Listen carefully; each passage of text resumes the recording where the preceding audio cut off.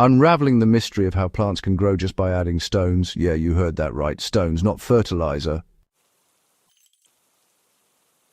Most gardeners are feeding their plants, but starving their soil. That's the mistake. You keep adding fertilizers, compost, manure, but your soil structure stays poor, roots stay shallow, and nutrients keep washing away, so you add more. And the cycle never ends. The real problem isn't a lack of nutrients, it's that your soil can't hold, cycle, or deliver them properly. Before we break down why something as simple as stones can completely change this, there's one small habit that quietly determines how effective your soil becomes, how you handle your organic waste. I use a countertop compost bin, the Enloy compost bin for kitchen countertop, to keep scraps from turning anaerobic or drying out before I use them. Most people lose microbial activity at that stage without realizing it. I'll leave the exact one I use in the description if you want to check it out. It's a small detail, but it directly affects how alive your soil becomes. Now, let's get into what actually happens when you add stones and why it works. So this is why, adding stones might sound wrong at first, but actually works. At first glance, stones don't really make a lot of sense. They don't contain much available nutrition, they don't decompose, and honestly, they don't look like something that feeds plants. But here's the thing. Plants don't just depend on nutrients being present, they depend on how those nutrients are stored, exchanged, and delivered. And that's where stones come in. Small stones, especially those that are porous or mineral-rich, act like structural anchors in your soil. They improve drainage, create air pockets, and most importantly, provide surfaces where microbial life can attach and thrive. That in turn changes how your soil functions. It's not really about the stones themselves, it's about what they enable. When you introduce stones into soil, especially mixed throughout the root zone, you create a more stable environment. Water moves better, air reaches roots more consistently, microbial colonies expand across solid surfaces instead of collapsing in compacted soil. And once microbes are stable, nutrient cycling improves. That's when plants start growing stronger, even without heavy feeding.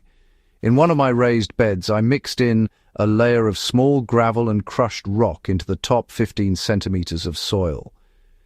Within weeks, the difference in drainage and root growth was obvious. Plants weren't sitting in stagnant moisture anymore. That's where the improvement starts. There's a key detail most people get wrong immediately. Size matters. If you use large stones, you reduce usable soil volume and create gaps that don't support root systems.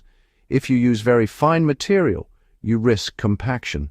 What works best is small to medium-sized particles, gravel, crushed stone, or coarse sand, roughly 5 to 20 millimeters in size. That range creates structure without sacrificing root space. This is how you actually apply it in a real garden. You don't layer stones at the bottom like most advice suggests. That creates drainage problems, not solutions. Instead, you mix them into the soil. In raised beds, I work them into the top 10 to 20 centimeters. In containers, I blend a portion into the soil mix itself. The goal is integration, not separation. And once it's mixed properly, you'll feel the difference immediately. The soil becomes looser, more breathable. This is where, most gardeners start seeing results. Water behavior changes first. Instead of pooling or draining too quickly, moisture distributes more evenly. Roots grow deeper because, oxygen is available throughout the soil, and plants become more stable. In one of my container systems, adding coarse material to the mix reduced root rot issues completely. The same watering schedule, different structure, completely different results. That's when you realize it's not about adding more nutrients, it's about making the system work. There's another layer most people don't expect: mineral release. Certain stones, especially volcanic rock, basalt, or similar materials, slowly release trace minerals over time, not in large amounts but consistently. This supports long-term soil health without the need for constant inputs. It's subtle, but over time it adds up, and this is one of the reasons natural soils are so resilient. They contain a mix of mineral particles, not just organic matter. Let's talk about containers, because this is where the method really shines. Container soil breaks down quickly, it compacts, loses structure, and becomes less effective over time. Adding stones or coarse material prevents that. It keeps the mix open, stable, and functional for longer. I've had container soil last multiple seasons with minimal degradation just by maintaining that structure.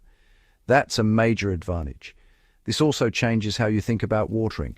When soil structure improves, you don't need to water as often or as carefully.